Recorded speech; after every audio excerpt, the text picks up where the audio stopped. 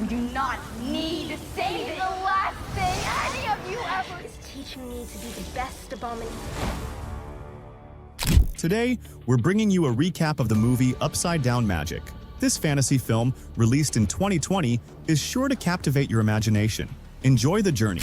Our story begins with Nory, the protagonist, sharing some wisdom her mother once told her. Everyone has a unique gift and a purpose, even if they don't realize it yet. But one day, they'll figure out how to use it. She then reflects, unfortunately, good things don't last forever. After her 7th birthday, Nory found herself living with just her father. However, their lives weren't deeply affected because they were consumed by something far more significant. One day, we see Nory gazing out her window at a cat roaming in the garden. She focuses intensely on the cat, and to her surprise, she starts growing a mustache and transforming into a cat herself. Her father walks in at just the right or wrong moment, and the sight of her transformation nearly gives him a heart attack. Years pass by, and Nory shares, "After waiting for 6 long years, the moment I've been dreaming of is finally here. I'm about to achieve my dream and head to Seer, where I'll showcase my magic in front of the world's most celebrated sorcerers." But it turns out, Nory isn't actually talking about herself. She's hyping up her best friend, Rena. Nory always tries to lift Rena's spirits since Rena is prone to nerves, while Nory herself is a bundle of optimism and happiness. Rena, feeling a little flustered, tells Nory not to go overboard. Nory responds with enthusiasm. "What do you mean, overboard? You're incredible. You're like a fireball of talent." She teases Rena, playfully warning her not to outshine everyone. Then, Nory demonstrates Rena's fire magic by forming a fireball with her hands, impressing us with her own magical prowess. Rena, another talented sorceress, tells Nory it's her turn to show off. "Come on, let the audience see your amazing animal transformations," she says. Nory tries her best, attempting to transform into a cat. Instead, she ends up as a strange half-cat hybrid. Rena doesn't let her feel discouraged, cheering her on with, "That's incredible. You're an artist. Honestly, this is better than Harry Potter and his crew." Nory laughs and thanks her for the support. The two friends transform back to their normal forms, thrilled about starting their new adventure. The next morning, all the kids with extraordinary abilities gather with their parents, waiting in anticipation for what's to come. The academy had only told them to show up and wait at a specific location, leaving everyone unsure of what to expect. As time drags on, Nory grows restless and asks her father, "Shouldn't someone or something have shown up by now?" Her father reassures her with a calm smile. "Don't worry, I'm sure something will happen soon. You're going to make us proud." She nods confidently and says, "I know. Don't worry, I'm optimistic." Suddenly, the peaceful forest erupts with the sound of birds frantically flying away, and trees begin to sway as if something massive is approaching. The families brace themselves, imagining a spaceship landing or the ground splitting apart. Instead, a man casually walks out of the forest, greets everyone, and says, "Welcome to the forest. This is the end of the road for parents. Leave your kids here, and we'll see you on the holidays." The man then guides the kids through the forest, but as they get noisy, he jokingly warns, "Quiet down, or you might attract the forest monsters." The kids immediately hush, looking around nervously, only for the man to laugh and add, "Just kidding. There are no monsters, but seriously, keep it down."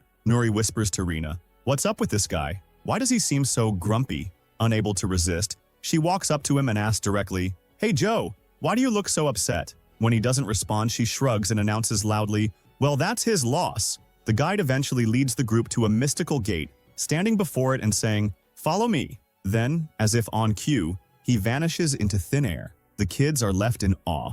Nory, ever fearless, turns to Rena and says, "Come on, nothing ventured, nothing gained." Together, they step through the gate, ready to embrace the magical adventure ahead. They step through the gate together and find themselves in an extraordinary magical world. Inside, people are performing incredible feats, playing with fire, writing messages in midair, transforming into animals, flying, and doing things beyond imagination. As they enter one of the magnificent buildings, they're warmly greeted by the headmistress. "Welcome, young ones. We're delighted to have you here," she says, with a kind smile. She goes on to explain how the school is structured. "We have sections for flying, animal communication, fire control, animal transformations, and object attraction. Each of you will be placed into the section that matches your abilities." The excitement is palpable as the students begin imagining which section they'll belong to. However, the headmistress issues a reminder. Dreams don't come for free. You'll each face a test tailored to your unique abilities to determine your placement. The tests begin with the fire control section. Students are tasked with lighting a candle using only their hands. The committee observes closely, paying attention to how well each student channels their energy. One unfortunate boy can only manage to produce smoke, causing the judges to cough and label him the first failure of the day. When it's Rena's turn, she performs exceptionally well, demonstrating her incredible talent and easily passing the test. Next is the animal communications section, where students are asked to interact with a dog and extract specific information, like its name and address. While some succeed, others struggle and fail the task. The object attraction section follows. Most of the students excel here, except for one overconfident girl who accidentally pushes objects away instead of pulling them closer. In the process, she breaks a vase and nearly injures the judges, resulting in her being labeled a failure. The flying section is up next, with students being asked to demonstrate their flight abilities. Joe, a student who always carries a heavy bag to weigh himself down, removes it for the test. Without the bag, he soars uncontrollably high, forcing the committee to call for a ladder to bring him down. He is also marked as a failure. Finally, it's time for the last category, the transformation section, where Nory belongs. For this test, students are instructed to focus on a cat and transform into a similar form for 6 seconds. Most students complete the task successfully. When it's Nory's turn, she steps up with enthusiasm, knowing all eyes are on her. She manages to transform, and the judges begin counting. 1, 2, but before they can finish, her transformation takes an unexpected turn.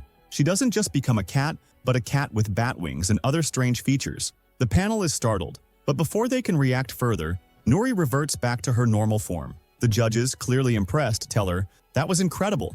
No one else has done what you just did. You'll find out your evaluation soon." Nory smiles and responds, "Thank you so much. You're amazing," before leaving the room. All the students gather outside to wait for their evaluation results. Each child receives a piece of paper detailing their assigned section. The headmistress appears and addresses them. "You've all done wonderfully, and I couldn't be happier. Take your papers, write your name on them, and head to your assigned section." The students compliment her kindness, saying, "It's obvious from your face that you're a good-hearted person." She laughs and encourages them to check their results. When Nory looks at her paper, she's confused to see the letters UDM written on it. While the others head toward their respective sections, the headmistress gently tells Nory, "No, my dear, you're going over there." She points to a different direction. Following the signs, Nory walks until she reaches a door embedded in the ground. Feeling puzzled, she pauses as someone emerges from the door and asks, "What's the matter?" She explains, "I was with the group earlier, and they told me to come here." He nods and says, "All right, step inside and make sure to close the door behind you." As she descends, Nory finds herself in a small room with 2 other students who also seem out of place. The man hands her a plain outfit, and she asks, "What's this? Why are we here? And where are the fancy uniforms the other students have?" He replies bluntly, "You're supposed to be talented, but your magic doesn't work the way it's supposed to. You're not like the others outside. Take a look. This girl sent objects flying in the wrong direction during her test. This boy is producing smoke instead of fire, and one can't even control their flight and ends up in the clouds. Your magic, just like theirs, is flawed. It's called upside-down magic. In short, you've been placed in the Department of Inverted Magic, where we deal with abilities that don't function properly and, frankly, can't be fixed." Nory protested, "This isn't fair. Why can't we go outside and have the same chance as everyone else?" The man replied bluntly, "We're staying here. We'll study math, science, and anything except magic. Don't like it? Tough luck." Nory shot back, "Of course I don't like it. It doesn't make sense." At that moment, the headmistress entered the room, her tone sharp and matter-of-fact. "It makes perfect sense," she said. "Your magic is broken." Nory, undeterred, asked, "So what's the plan? Are you going to keep us locked up in here forever?" "Not forever," the headmistress replied. "Magic is like a muscle. If you train it, it gets stronger. But if you leave it unused, it weakens and fades. We'll keep you here until your magic weakens." Rena, everyone knows you're the best in the class. You really shouldn't compare yourself to others. Sandra offered to help Rena improve if she wanted. Rena, although hesitant, thanked her for the gesture and went off to study. Later, Rena bumped into Nory, who was busy cleaning. Curious, Rena asked, "What are you up to?" Nory laughed and replied, "Don't worry about it. It's a secret mission for our group. Anyway, how are you?" Rena, keeping things brief, said she was fine. When she asked Nory about her new friends, Nory's face lit up as she said, "They're great." With that, the two parted ways and returned to their respective tasks. That night, Rena went to the library to study. As she was searching for books, she stumbled upon a strange black book. Each time she tried to put it back on the shelf, it would mysteriously reappear in her hands. Eventually, she gave in and decided to take it to her room to investigate. Unknown to her, Sandra was behind the entire situation, manipulating Rena into taking the book.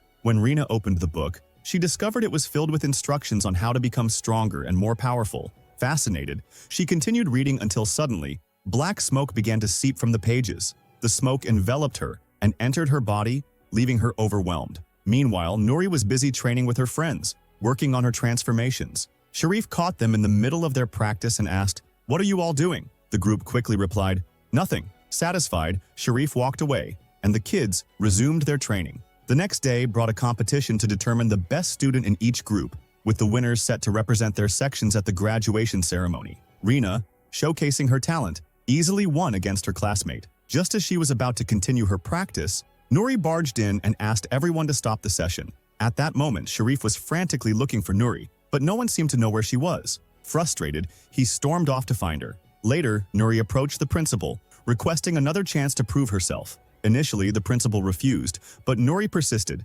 demonstrating her abilities. Although she transformed, she struggled to maintain her form for more than a few seconds, instead morphing into multiple animals one after another. Rena tried to calm her, but Nory accidentally unleashed a massive fireball that narrowly missed her friend. After returning to her normal state, Nory apologized profusely, and Rena reassured her that it was okay. Feeling discouraged, Nory and her friends returned to the basement to discuss their struggles. Determined not to give up, they resolved to fight for their dreams. Sharif encouraged them, revealing that he too had magical abilities. He explained that his powers only worked when he sang, which led to him being sidelined. Inspired, he decided to train them to embrace their unique abilities in their own way, rather than following traditional methods. Rena later encountered Sandra again, who urged her to take the mysterious book and leave. Fearful of Sandra, Rena avoided speaking to Nory about it. Even when Nory tried to visit her, Rena shut the door in her face, refusing to let her in. Nory, though confused, shrugged it off and left. Meanwhile, Sharif's training sessions helped the students hone their unconventional skills. Each of them began to see their potential and understand their limits. Nory discovered she could transform into multiple animals at the same time, not just one. Joe learned that while he couldn't control his flight completely, he could manage his altitude. The girl with smoke magic mastered her ability, and soon, the entire group was showing significant improvement. However, Rena's troubles with Sandra persisted. In one incident, Rena screamed at Sandra in front of others, but when her classmates approached to check on her, she told them, "Sandra won't leave me alone." They looked at her in confusion and said, "Sandra, there's no one here." Sandra revealed a chilling truth to Rena. No one else could see her. She began manipulating Rena, slowly convincing her to accept her help. Eventually, Rena agreed, and Sandra merged with her. At that moment, it became clear that Sandra wasn't just some ordinary presence. She was a demon fueled by shadow magic. Meanwhile, Nory became concerned about Rena and went to check on her. When she asked others where Rena was, they jokingly said she was in the dorm, adding, "Let's hope something doesn't fall on her." When Nory confronted Rena, she immediately noticed something was wrong. Rena's eyes had turned pitch black, and her demeanor was completely different. Speaking in a menacing tone, Rena revealed, "I've been trapped for years and now it's time for my revenge." Alarmed, Nory quickly ran to inform Sharif and the others. Though skeptical at first, they eventually believed her after hearing the details. They deduced that Sandra's plan must be tied to the upcoming graduation ceremony. Sharif urged the group to stay vigilant and prepare for any potential danger. The next day, as the school made final preparations for the graduation ceremony, Rena unleashed the darkness within her. Meanwhile, the UDM team stayed on standby, ready to intervene if a crisis unfolded.